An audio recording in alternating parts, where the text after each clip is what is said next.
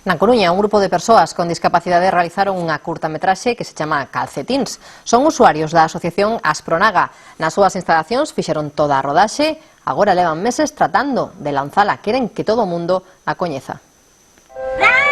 Era unha incógnita saber de antemán se estes rapaces poderían ou non facer unha curtametraxe e o resultado está á vista. Titúlase Calcetíns e narra unha historia de amor e de lembranzas do pasado.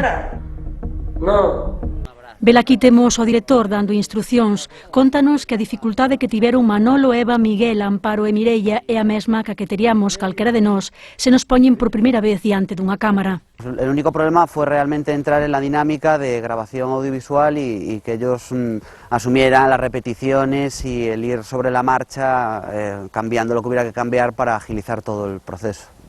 Foron días de traballo, agora estes actores e actrices ven a pantalla e quedan impresionados. Gustoulles tanto a experiencia que algúns deles queren chegar ata Hollywood. Pues me gustaría ir a Hollywood y conocer a muchos actores y actrices. ¿A quién? A Gar Gablen y a Katharine Hepburn. Hollywood queda un pouco lonxe, pero a Madrid xa chegaron hai uns meses cando foi o 50 aniversario de Aspronaga. Ata Zarzuela levaron a curtametraxe.